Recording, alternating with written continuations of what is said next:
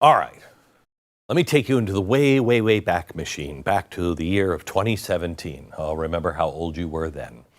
Donald Trump is in office, and all of a sudden, from all directions, everything seemed to come out of the shadows and everything was being aimed at him, right?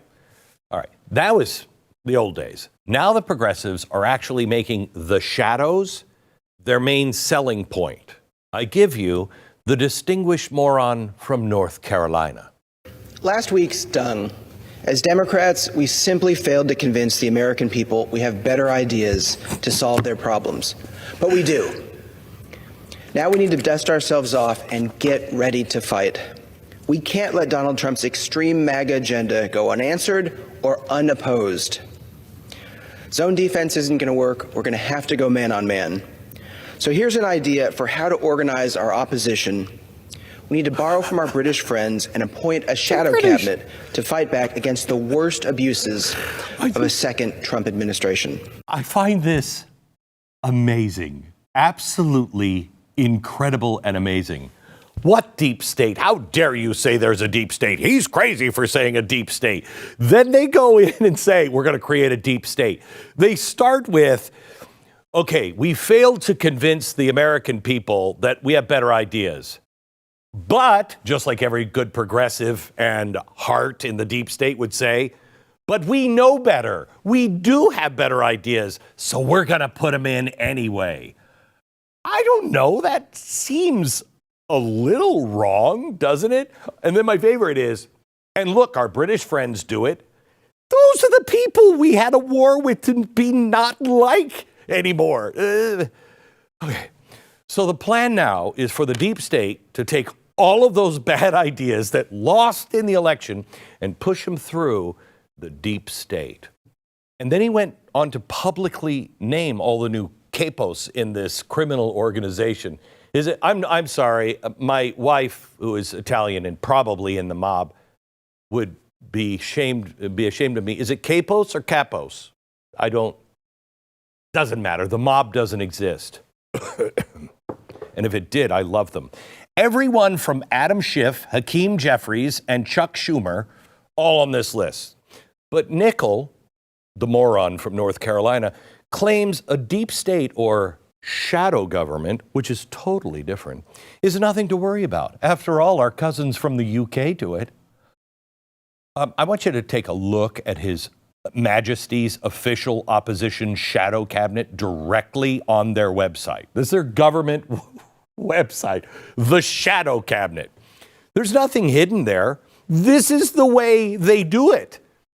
That's not the way we do it. Remember the war? I think we had a couple of them. Okay, it's presented as an alternative government in waiting. But see, when you have a parliamentary system where coalitions are being built and then they scheme and then everybody manipulates each other, it might make a little more sense because you can call an election at any time. But we don't have that system. We don't call elections whenever we want. We have a constitutional republic with checks and balances. The founders could have made our system like England's, but they didn't. Why? Because they said it sucked. Have you read the Declaration of Independence? So what he's proposing here, out in the open, on the official record, would be the American version of the UK's shadow cabinet by naming the top-down elected agents that secretly will run our country through the administrative deep state because they lost, because they couldn't convince you that those were good ideas, but they know better. Oh my gosh. How's anybody missing this? Now, I've got to think there's a whole lot of people really pissed off at Nickel right now because, dude, you've just said the quiet part out loud. But it's already being done. And the American people are sick of it. It's why things never change, no matter how you vote.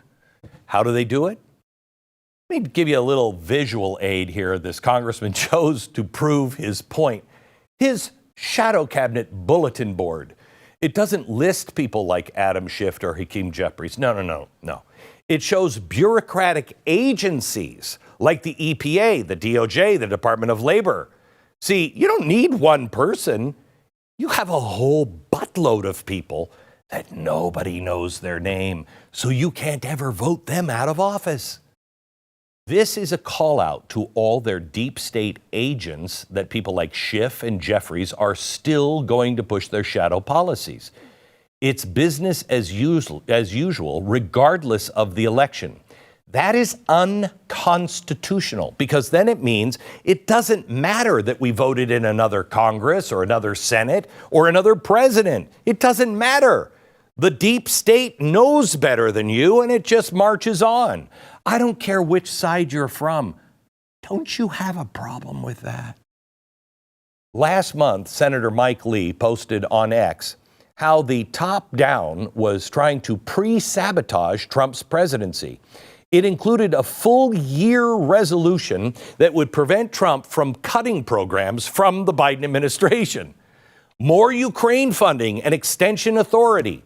Try this one, a farm bill that has a 5-year extension so no one like RFK Jr. could do anything to any of our food. And tons of other things that will neuter the administration before it can get a chance to make a single change. This is what we voted for?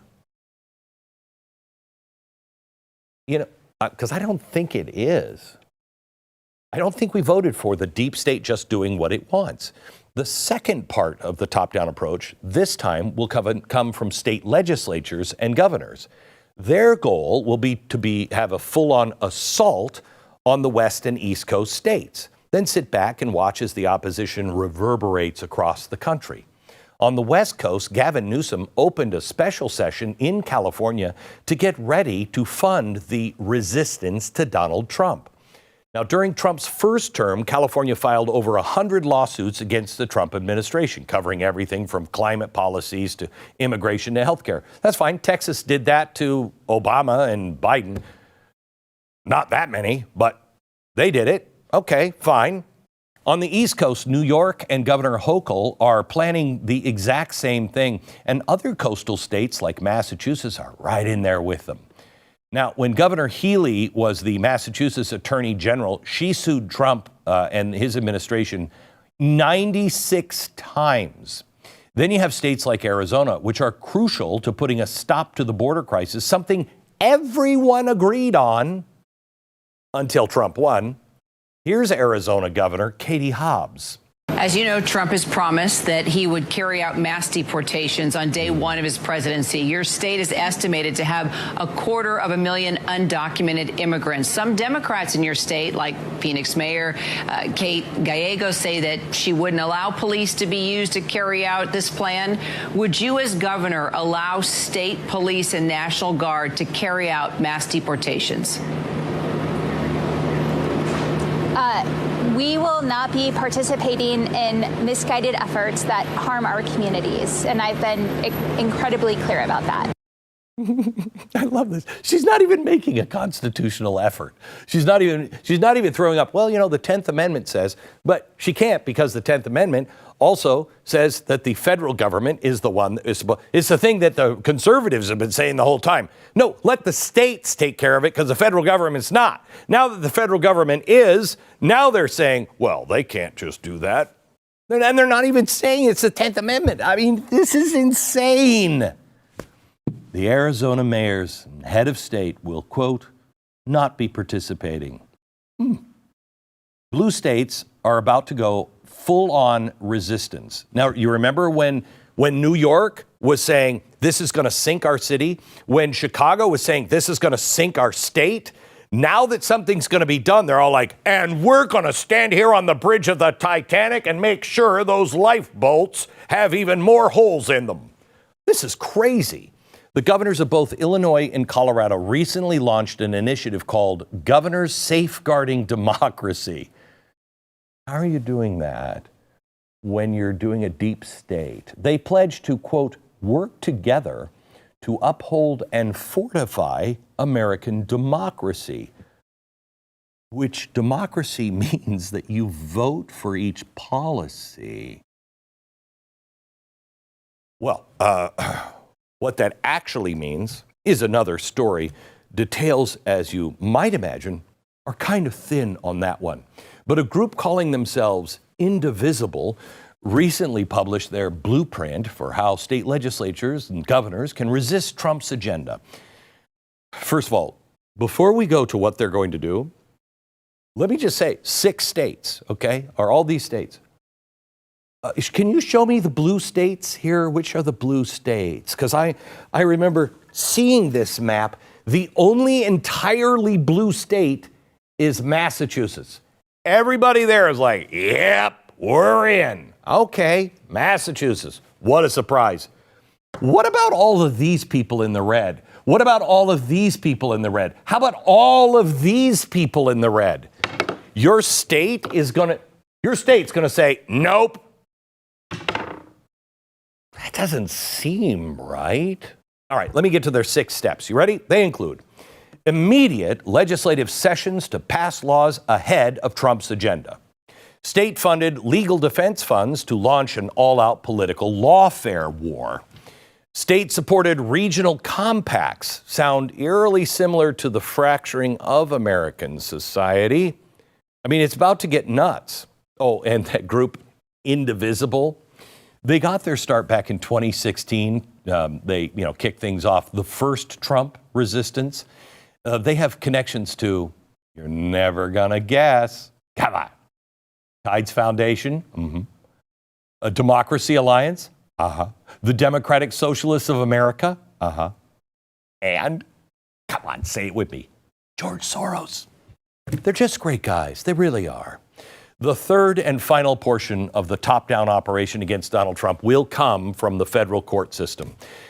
Now, we saw a lot of this in the first term. It's not going to be easy this time around. Trump successfully appointed 245 judges from 2017 to 2021, including 3 to the Supreme Court. Can we just make it an even dozen or maybe 9? But I want you to take a look at this map, which shows the federal circuit courts and the way they lean. The first, second, third, and fourth, okay? The 9th, the 10th, they're all liberal here, okay? And the D.C. court, which is right there. All liberal, right? And these are the red ones. Now, the D.C. court's kind of important because what will they oversee? Everything that's important in the next 4 years. Everything having to do with bureaucratic agencies and the balance of power and getting rid of the deep state. So basically everything regarding the shadow cabinet has to go through D.C. Finally, before we can get the inside out, we have to have the bottom up. And what do they have planned for the streets in the next 4 years? Well, this is what you can plan on after the great holiday. During Trump's first term, the ACLU took a major step forward, likening themselves to the NRA without all the guns. Right, the unions without guns. Hey, got a lead pipe for you. The progressives railed against Donald Trump on immigration restrictions. The ACLU, however, sent thousands of street soldiers all over the country. Now, I'm expecting this, except on steroids.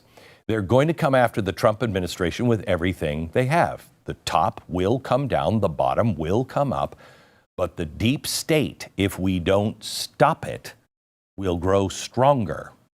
The deep state has become too overt in recent years. We all can see it. Now is the time to decide, is that who we are as a republic, even a democracy?